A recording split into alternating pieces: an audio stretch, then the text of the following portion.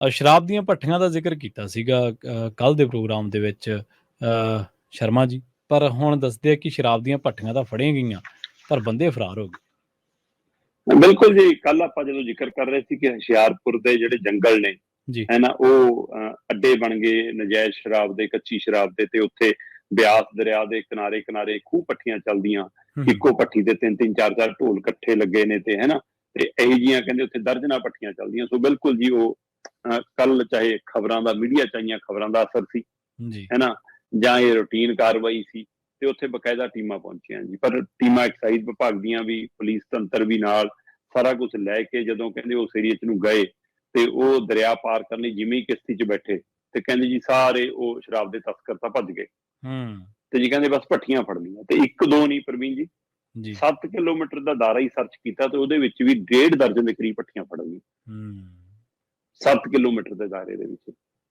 ਤੇ 1.5 ਦਰਜਨ ਭੱਠੀਆਂ ਤੋਂ ਕਹਿੰਦੇ ਜੀ 19,000 ਲੀਟਰ ਤੋਂ ਵੱਧ ਲਾਹਣ ਬਰਾਮਦ ਹੋਈ ਹੈ। 19,000 ਕਿਲੋ ਲਾਹਣ ਕਹਿੰਦੇ ਨਸ਼ਟ ਕਰਤੀ, 19,200।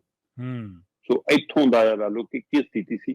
ਸੋ ਇਹ ਉਸ ਇਲਾਕੇ ਦੇ ਲੋਕ ਖਾਸੇ ਪੀੜਤ ਨੇ, ਤੇ ਉਹਨਾਂ ਨੂੰ ਫਿਕਰਮੰਦੀ ਆਪਣੀਆਂ ਬੱਚਿਆਂ ਦੀ, ਜਵਾਕਾਂ ਦੀ ਆ।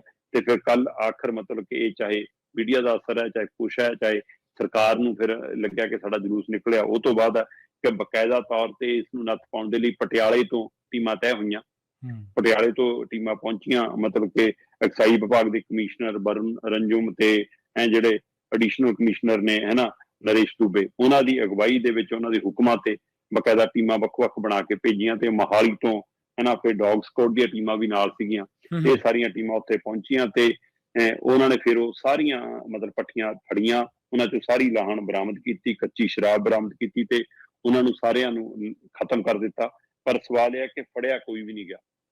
44 ਤਰਪਾਲਾਂ ਸੀਗੀਆਂ, ਠੀਕ ਹੈ, 44 ਅੱਡੇ ਸੀ ਇੱਕ ਤਰ੍ਹਾਂ ਨਾਲ, ਹੈ ਨਾ, ਤੇ ਉਹਨਾਂ ਅੱਡਿਆਂ ਚੋਂ ਕਹਿੰਦੇ 19,200 ਕਿਲੋ ਲਾਹਣ, ਦਰਜਨਾਂ ਭੱਠੀਆਂ ਮਤਲਬ ਕਿ ਖਤਮ ਕੀਤੀਆਂ ਗਈਆਂ ਨੇ, ਪਰ ਫੜਿਆ ਕੋਈ ਨਹੀਂ ਗਾ, ਬੰਦਾ ਸਾਰੇ ਫਰਾਰ।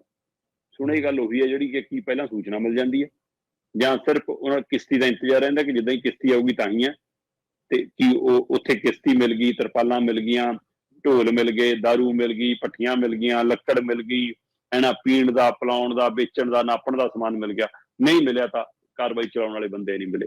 ਸੋ ਇਹ ਹੋ ਸਕਦਾ ਪ੍ਰਵੀਨ ਜੀ ਕਿ ਉਸ ਇਲਾਕੇ ਦੇ ਪੁਲਿਸ ਨੂੰ ਪਤਾ ਨਾ ਹੋਵੇ ਕਿ ਕਿਹੜੇ ਕਿਹੜੇ ਬੰਦੇ ਨੇ ਜਿਹੜੇ ਸ਼ਰਾਬ ਕੱਢਦੇ ਨੇ, ਕਿਹੜੇ ਕਿਹੜੇ ਬੰਦੇ ਨੇ ਜਿਹੜੇ ਧੰਦਾ ਕਰਦੇ ਨੇ। ਇਹ ਹੋ ਸਕਦਾ ਕਿ ਉੱਥੇ ਦੇ SSP ਨੂੰ, ਉੱਥੇ ਦੇ MLA ਨੂੰ ਪਤਾ ਹੀ ਨਾ ਹੋਵੇ, ਜੀ ਬਿਲਕੁਲ, ਜਾਂ ਫਿਰ ਕਿਹਦੀ ਜੀਭ ਗਰਮ ਹੁੰਦੀ ਆ ਜਿਹਦੇ ਕਰਨੇ ਚੁੱਪ ਰਹਿੰਦੇ ਨੇ, ਵੱਡੇ ਸਵਾਲ ਖੜੇ। ਜੀ